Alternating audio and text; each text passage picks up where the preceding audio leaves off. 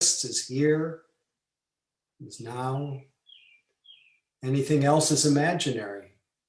So we want to seize reality.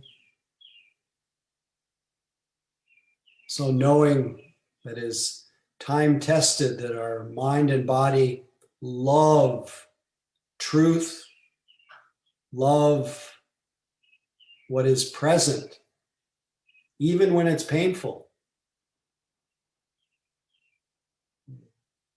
Present time experience, felt, allowed, brings harmony, brings peace. So the best way to enjoy, to connect with the living present is to find a posture that we can sustain, that's comfortable but upright. And let our eyes close softly. Even the gentle touch of the eyes, a reminder to bring a light touch, a soft, loving attitude to whatever it is that presents itself. And let our body come to a gentle stillness, not forced, not strained. I find the best way to do that is let go of all ideas of what a meditator should look like. Just be still and be aware.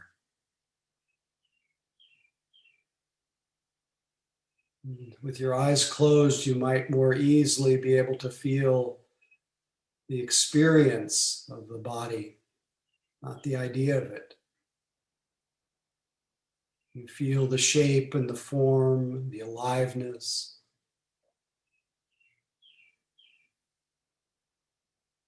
So intimately that it stops being an idea and starts being this living experience, some vibratory field of sensation.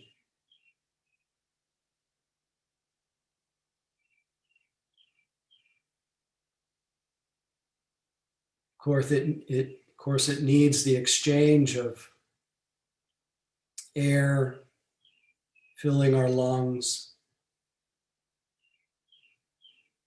We just let our body breathe, make that exchange, breathing in, breathing out.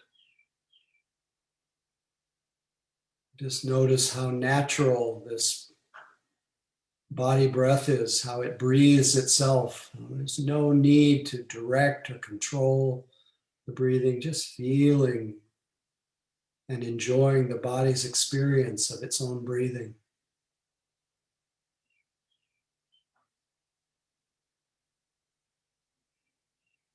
Letting each out breath bring a letting go,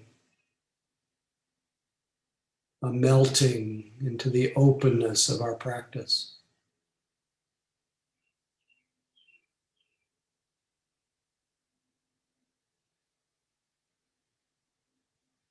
Intimately feeling the texture of the sensations of the in-breath and the out-breath. Just breath by breath, one breath at a time.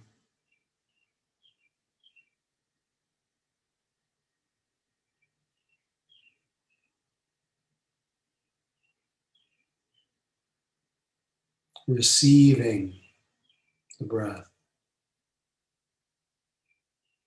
Sinking into it, sticking to it, spreading out all around it.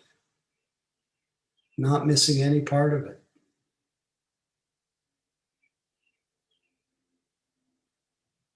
Of course, if the breath feels like a source of tension, anxiety, feel free to just feel the sitting body sitting.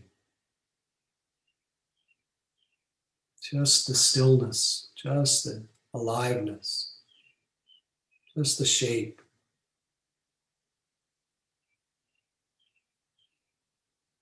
Whatever supports bringing attention together with these sensations will bring harmony, bring focus. Bring the potential for a calm abiding.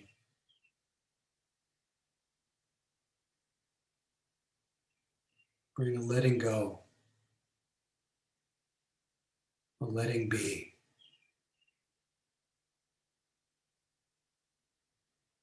Capacity to experience just this moment, just this breath. Sounds, if they call our attention. Moods, if they call our attention. Thoughts, when they float through. But in the center of it, we keep this touchstone of sensation, of breath. Just this moment.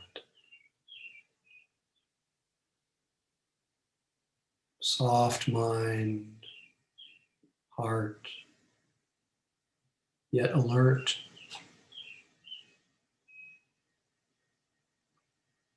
Gentle attention, yet precise. Clear. Open.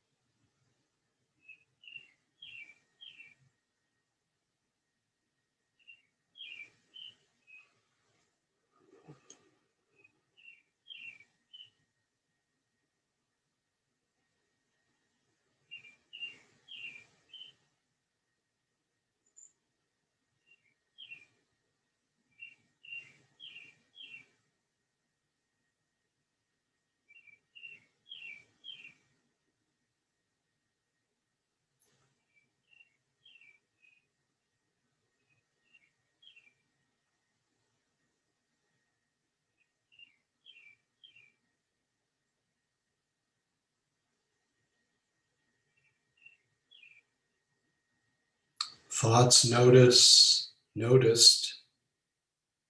reveal their ephemeral or empty nature. They arise and they fade. No problem. But inevitably, thoughts will arise that go unnoticed. And when they go unnoticed, they tend to spread out into ordinary thinking, to a kind of dreamscape. But eventually, there's an awakening. We wake up, realize that we've been dreaming. It's a moment to appreciate that there's now awareness, comprehension, without any judgment at all. It's a time to relax, And in support of remaining aware here, we anchor our attention in the body and sensations. And we stay here. We stay aware as long as that lasts, without strain or tension.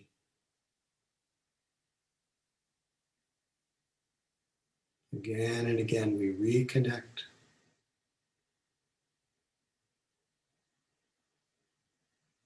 Just this moment.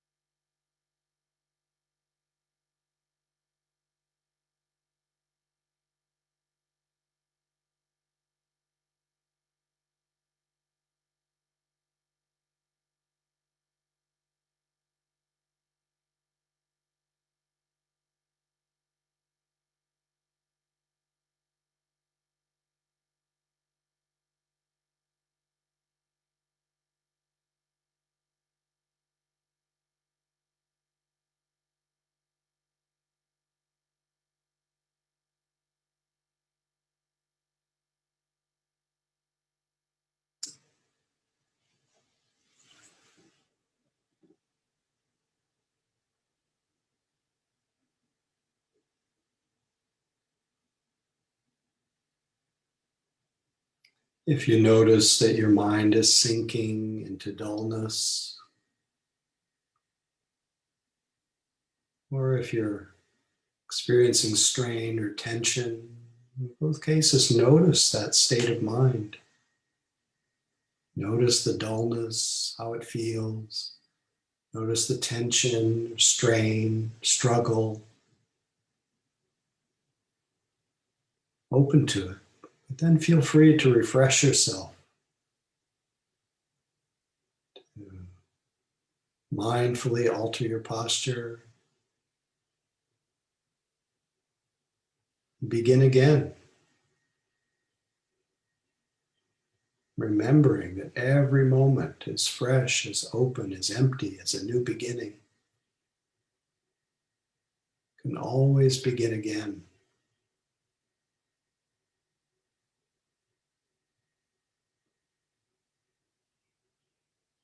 Free of the past, free of the future, free of even ideas of the present, just things as they are, just this moment.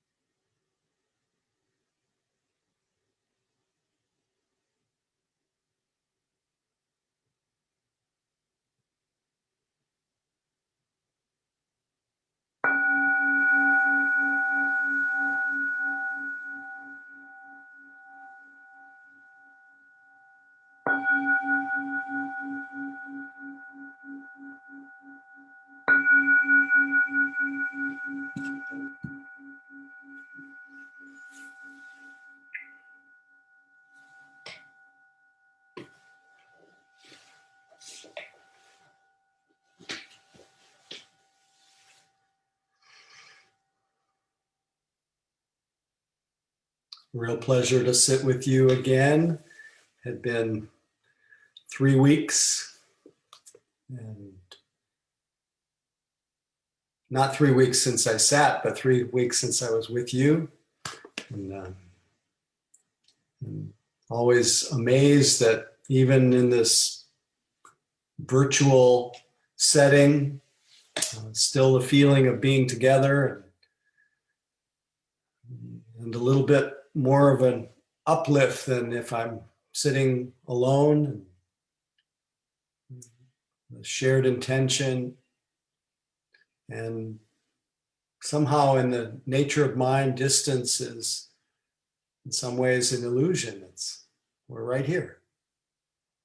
And we all share this common here-ness and now-ness. And when we're all reminding ourselves, when by our sitting, reminding ourselves of this, we actually feel that living present, that sense of how the present is so, as one teacher says, is so vital, so different from past and future, which are mental.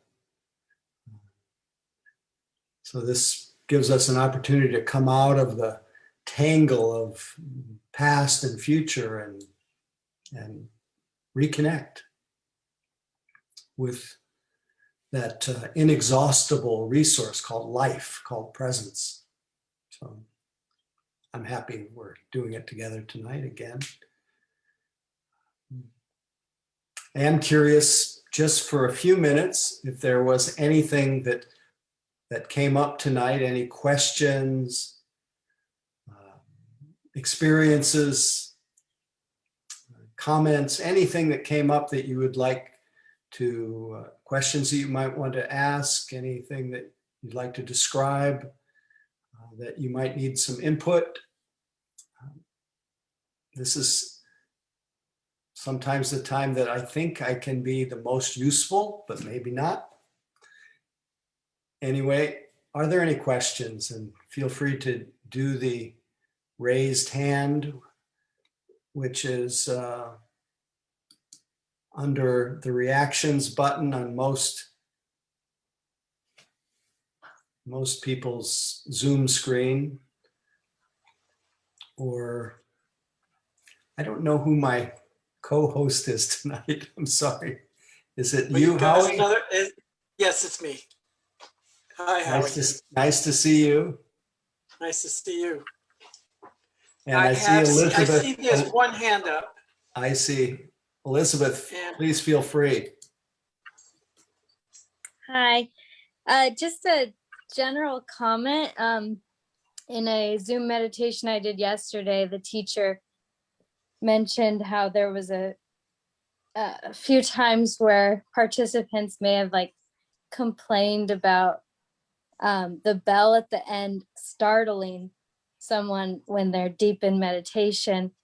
And she made a comment, so I kind of played with it in this meditation about if kind of you're truly present, then a bell shouldn't startle you because you're really paying attention. So I tried to feel that in this meditation, and I still felt a bit startled just because, it's louder, but I thought it was cool just to kind of think about that when I was staying present. So great. Well, glad to hear something gave you the impetus to maintain some continuity of presence. But I will say that depending on the state of mind, because when we are present, sometimes we enter into states of unification of mind, of concentration. And sometimes concentration comes with a kind of absorbed feeling. And so sometimes with that absorbed feeling, the sound will startle you out of a kind of absorption state. And sometimes when we're just in the course of noticing changing experiences, still mindful, still present, but a little bit less concentrated in a way, the sound will have less impact. So depending on the state of mind, sometimes you'll have a big impact and sometimes you won't. So there's no real aim to not have an impact. because sometimes we're really absorbed and then it's quite startling. Sometimes we're asleep and it wakes us up, and that can be startling as well. So for a variety of reasons, we either do or we don't get startled, but have fun with it. Thank you. Anyone else? Anything about your practice this evening or practice in general? Please. Yes. I don't Can know. you unmute yourself? Is that, I think I can only see the small. Well, it says anthropologist in the field, and I think she needs Hi, to it's unmute. Ileana. Oh, Ileana, right? Yes. I've Sorry. seen you before, not so often with glasses. So Yeah, now you're loud. Now you're very clear. So Thank you. please feel free.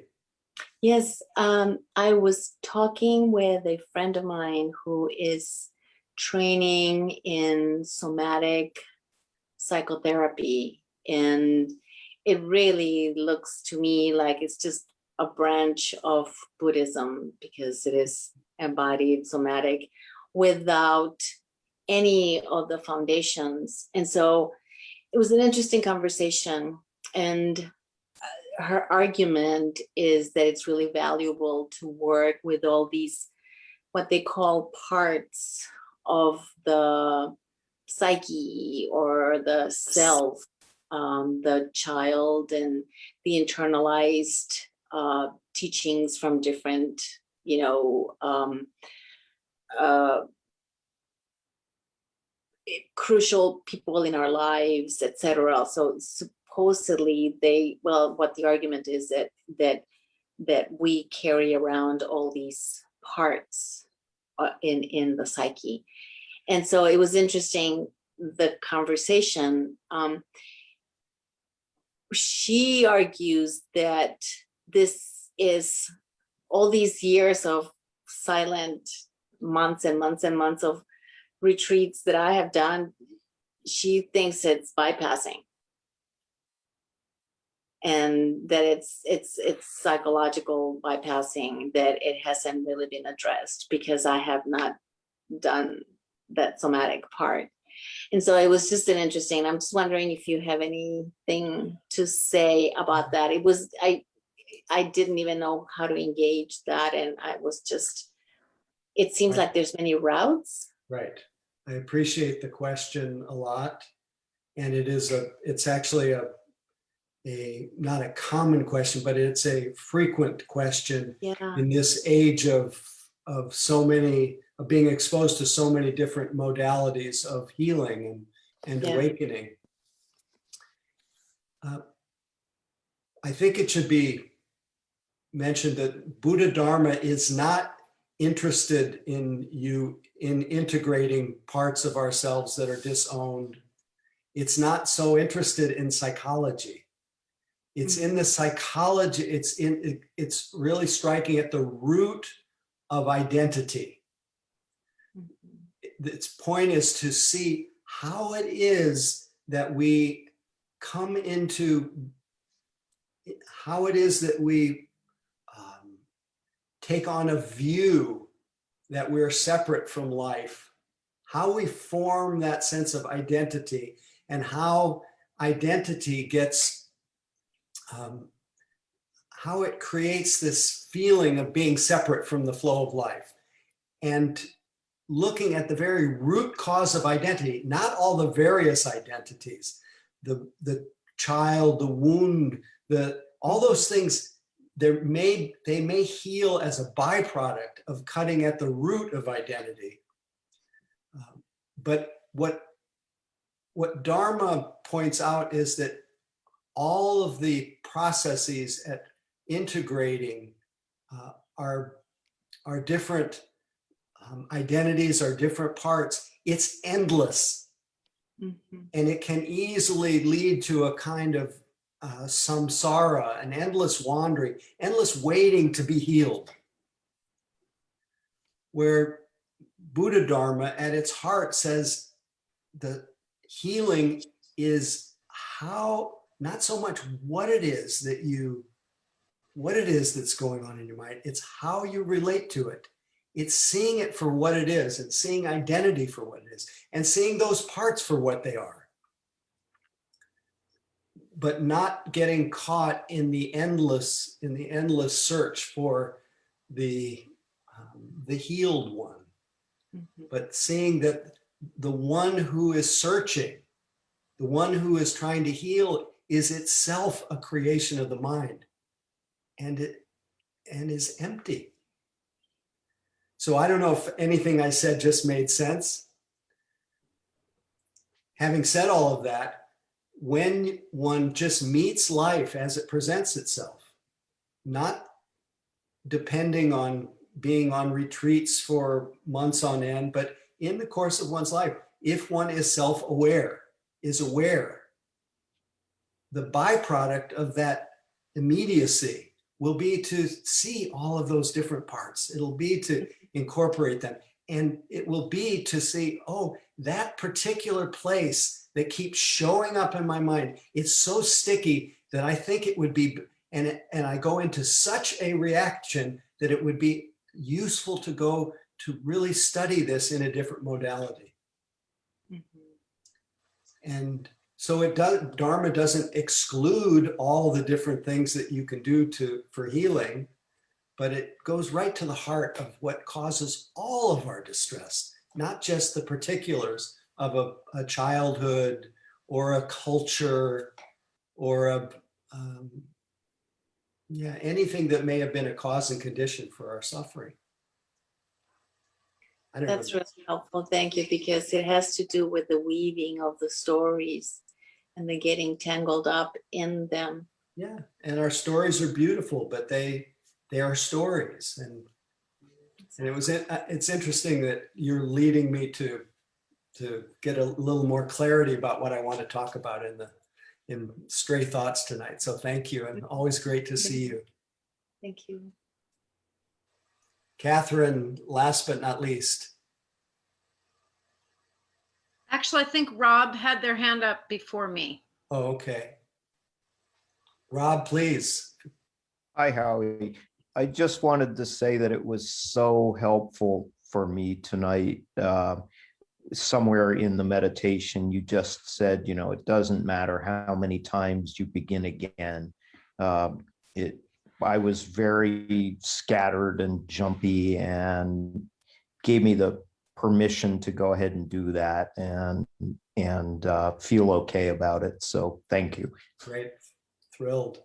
Yeah, if you get that, you're never too far away from the freshness of a new moment, and can put down the burden of the evaluation and the trying and the measuring whether you're getting it right or not, or you're doing okay. It's just, here we are. Well, I trusted it tonight in a way that often I don't. Great, great. Thrilled to hear. Nothing more to add to that. Please, Catherine. I just wanted to ask something that really follows on this really important topic that Ileana brought up, about how to, how to honor someone who is extremely identified with their kind of therapeutic stories of the wounded childhood, and really identifies with trying very hard, going to therapy, trying to figure it out. How to wisely hold that without kind of, it's hard to, I guess, how to be present for that person without being willing to go in and participate in the story and validate all those stories, because I think as a meditator, I really am more on the side of the stories are beautiful, but over identification means you're not actually present with what's actually happening. I don't know. There's my own judgments and things in there too, but Well, it sounds like you're on the right track of just raising the question already tells me that you're not going to be busy. Be busy. You may react from time to time or may have your views, but you're not going to be busy reacting. And that really is, it's really just letting a person be. Yeah. And trusting their own authority, to their own inner guidance, to utilize whatever tools that they feel is speaking to them and awakening some understanding in them. And for some people, it really is just being able to tell that story, be able to connect with the feelings connected to that story. And for others, it's really just to cut right through and to see that stories are wonderful, but a story of self is not self. It's just it's the virtual me. Yeah. So, I also just wanted to share really quickly that after I've been meditating pretty regularly for a few years now, I've kind of lost track, maybe 4. And I feel like I really settle down so much more quickly from any kind of disturbance, whether it was COVID or an argument with someone or response to a tragic event. I just feel that I'm much more stable. I just feel in general my experience has more stability, and I'm so grateful. beautiful, beautiful description. I'm happy for you, and I really appreciated the continuity of your practice and sincerity of it and all of that. And I especially love that you said, I calmed down sooner, or I calmed down more quickly. You didn't say I'm without reactions. Right. Yeah. And that's more authentic of how it is we get triggered, we get reactive, but it's how we work with it. It's how we soothe ourselves, how we understand what it is that's happening in real time that allows that to happen. So letting go of all the, not you, but everyone, letting go of the ideal of being completely impervious to the impact of all of these events. We're meant to feel and be impacted by things, but we find balance and stability, and it's very close, that stability and balance. So thanks for giving voice to it, and thanks for your practice. Thank you for your Okay. So I think this is the time where we would normally have some announcements. Am I doing the announcements? Okay, we have a Yes, half day.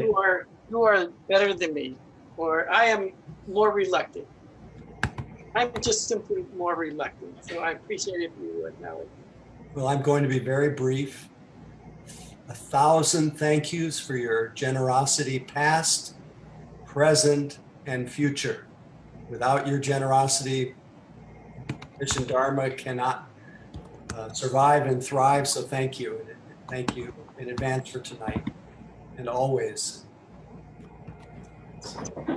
That's about Donna. And then the only other announcement of events is on July 11th. July 11th. I think that is a Saturday or Sunday, there will be a half-day retreat. And I cannot remember what the title is, but it's an opportunity for 4 hours to sit and walk, to marinate in peace and stability and create the inner conditions for us to be a little bit less reactive in our life, to calm down quicker.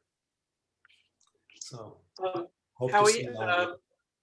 pardon me, I did put in the chat a way that people can use PayPal and other things to do to support the Sangha. Thank you. Thank you for that. So I'd like to just take a breath here, and all of you to take a breath, forget everything that's happened up to this point. Might as well forget your whole life. It's gone anyway. Just notice how that feels to be without a view of self, without a historical you.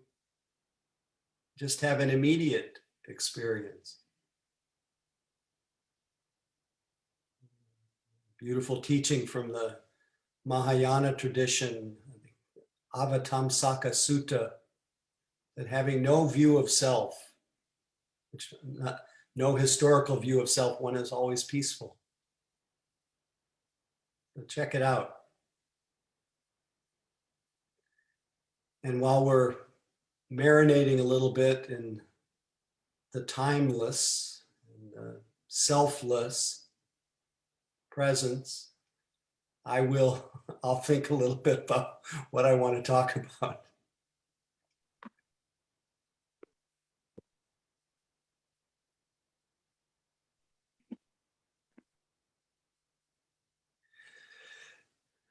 I think I have it. There are just so many ways that we as humans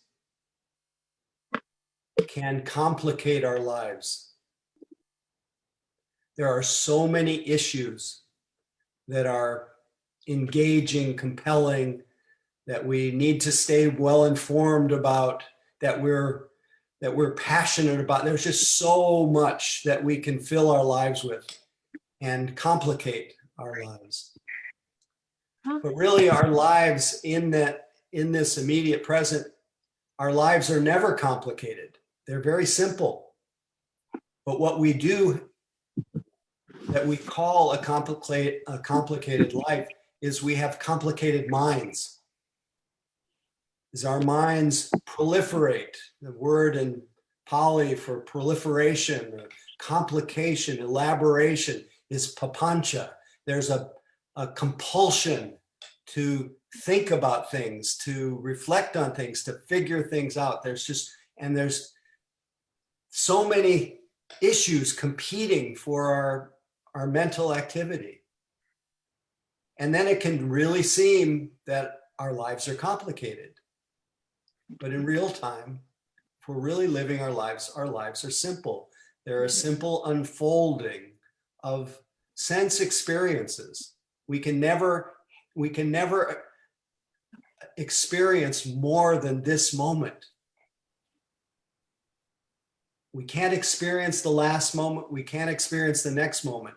So life in reality is really just an unfolding sequence of present moment experience.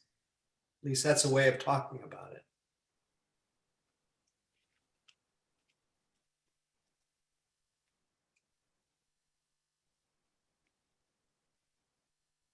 And it can seem so real that our lives are complicated until that moment comes when we come out of the tangle of our different preoccupations, our different issues, different passions. We come out of the tangle of it, and instead of living from the thoughts, just being affected and just thrown by the winds of our thoughts, we begin to relate to them. We begin to say, oh, look what my mind is doing right now. Or in another way that we proliferate is about ourselves. A pretty steady stream of self-thinking, of creating an identity in our minds. And that has developed such momentum that we actually think that the one we are thinking about is real. Until all of a sudden there is a shift. maybe the most liberating shift that happens in any of our lives is actually a movement of mind from being carried along by the stream of identity, the stream of thoughts, the stream of interest, to relating to them, to saying, oh, this is identity. This is the way I'm creating myself right now. Where identity becomes an object of awareness rather than the subject. Where it becomes just another thing to notice. I'll give you two little vignettes that have occurred in my life. One involves and she gave me permission. One involves my wife, one of my main gurus, who has remarkable self-awareness and has the capacity to laugh at herself like better than anybody I know. But that's going to be the second one. But the first one was this wild experience that I had in 1976. And it occurred to me during the sitting tonight. It came back as a memory because I was reflecting on this shift from being caught up in whatever the mind is doing to relating to it or seeing it for what it is. I was traveling. I had the good fortune after I finished college in 1976 to pool whatever resources and head to Asia, travel overland from across Asia and went to Afghanistan. In fact, I think maybe what triggered it is I was looking on the computer today and there was a picture of me in 1976 sitting on a horse in front of those Buddhas in Bamiyan in Afghanistan. And they've been blown up since I was there. Very sad story, but somehow I was able to go there. And while I was there, stayed in this little tiny low ceilinged inn, and in the little tea shop inside this inn, the night that I had actually ridden the horse up to the Buddhas, I didn't really know much about the Buddha in those days, but there was a fellow who sat down in this little cafe, and he noticed that my friend and I were English speaking, and he sat down with us and we started to drink tea. And it turned out that he was just about to ordain as a Tibetan monk in Nepal. And he was making a pilgrimage back to Bamiyan in Afghanistan, where he had been stationed in the Peace Corps. And he was visiting, and we hung out with him for a few days. But in this first conversation, he sat down with us and we talked, and he started to share his understanding of the Dharma. And he talked about the mind, he talked about the thoughts, he talked about the emptiness of thoughts, he talked about self, and that there was the emptiness of self.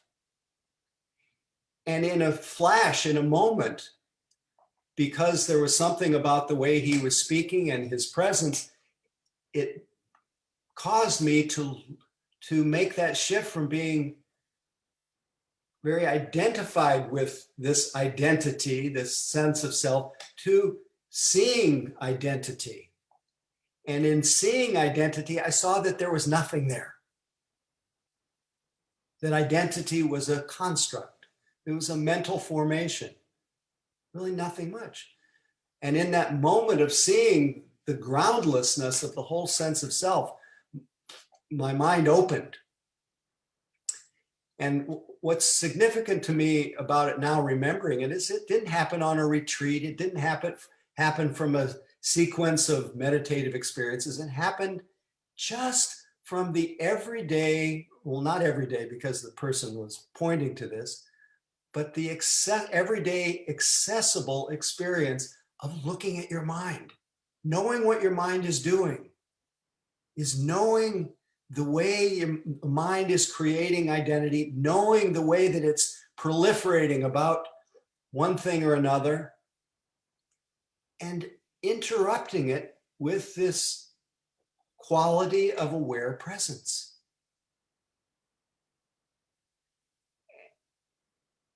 I wasn't quite ready for that experience, and I didn't sleep the rest of that night. I was so shaken out of my safe world of the imagined me, even though it was a certain prison, but it was a huge upsurge of energy. But I really did, for the next 5 or 6 weeks, I thought I was going crazy. And then there was another piece that came in that next 5 or 6 weeks. I realized, okay, I just accept that I'm going crazy. And as soon as I accepted the fact that I was going crazy, the whole thing stopped. It was just peace. So that's the end of that story. But it was really just that shift of looking at identity as opposed to relating to it instead of from it.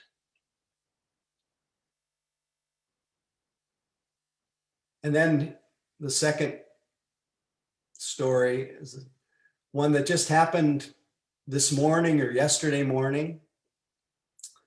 I was walking with my wife along the waterfront here in the Bay Area, with the buildings out in the distance. And in the bay was this gigantic cargo ship.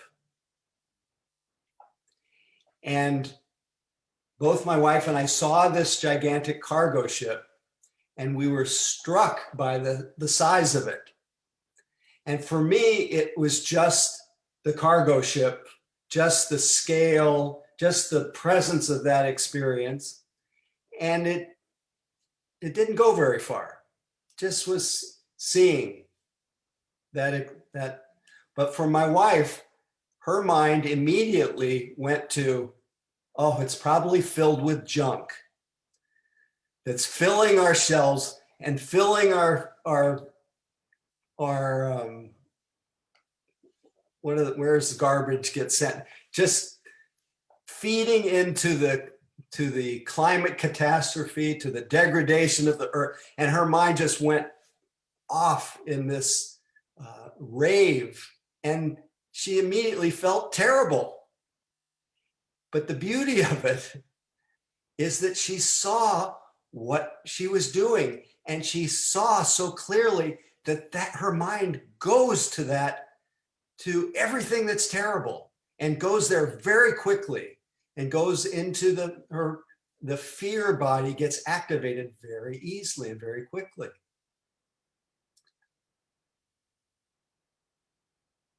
But that little shift from simply being carried along by that stream of mental habit, mental reactivity, which all of us have, but to be able to have mindfulness rise up and see that for what it is, that's Papancha, that's proliferation. That's the mind creating a sense of suffering moment by moment, creating a complicated life, a complicated world, a messed up world. And how many times do we create that in our mind moment to moment? Now, of course, it's important to consider all of the issues in the world, but each time you create it,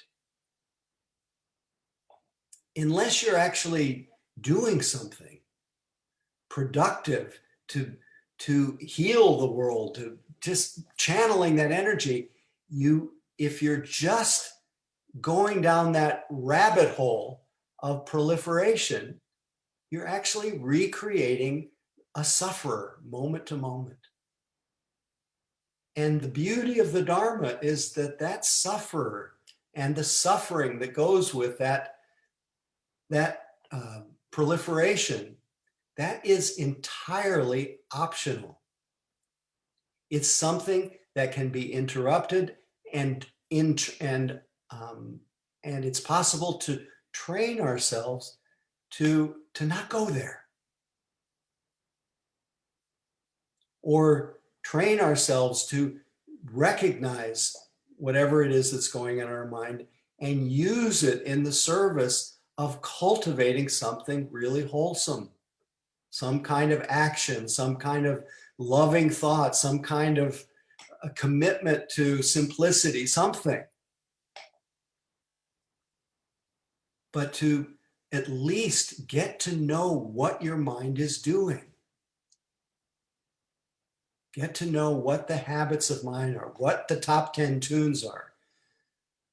Does the mind go to catastrophizing? Does it go to worrying? Does it go to planning? Does it go to remembering? Does it go to rehearsing?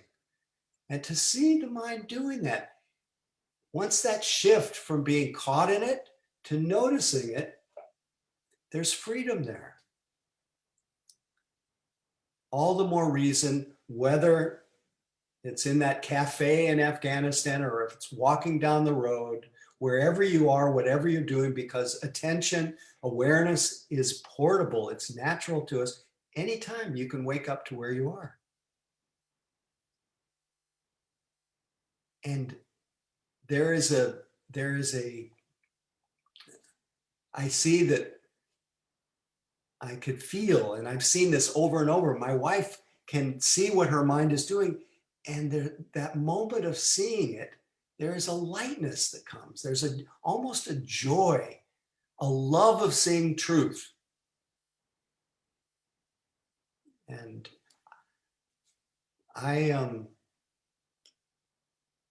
my mind isn't as prone to elaboration, but it does. And I'm very grateful for those moments when I can see it for what it's doing. And I can feel the impact. And it's the knowing of it and knowing the pain of becoming so contracted that becomes the cause of we use it in the service of letting go, or in the service of doing something useful with the energy that gets stirred up. So I think we're close to that time. I wish for all of us that we can awaken to the selflessness of all of our identities, awaken to the different ways that our mind complicates our lives, elaborates, proliferates, and then both enjoy the creation of identity and enjoy the Papancha when we're able to see it. Because Papancha thoughts are inseparable from the mind that knows it. Identity is just another appearance in this great mysterious nature of our mind. But it's more helpful to relate to it than relate from it. So may we all be liberated. May we all find a way to work with our minds. Let's just have a few moments of quiet.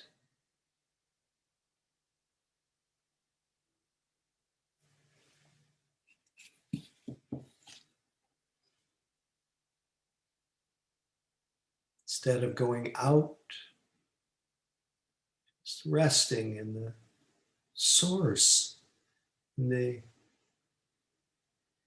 openness out of which identity and thoughts arise.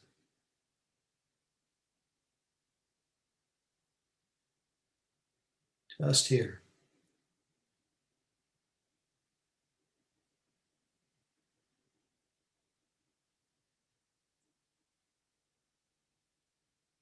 And if you have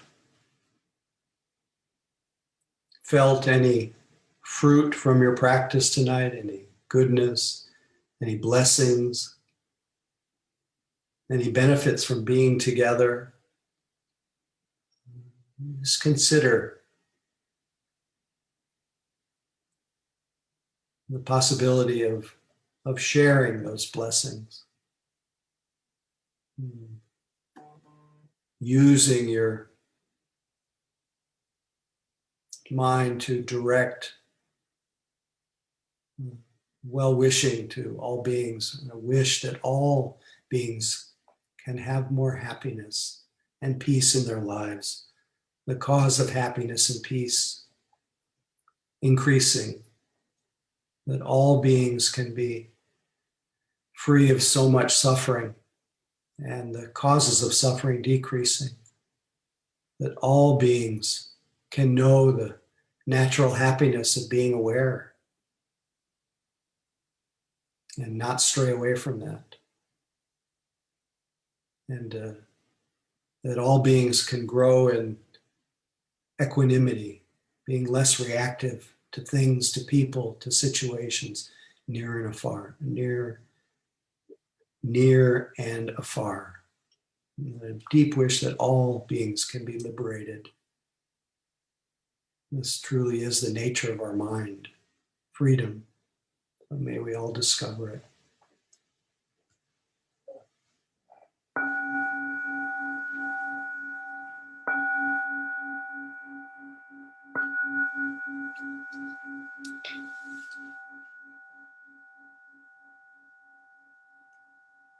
Anyway, thank you for listening. I want to thank my wife for allowing me to confess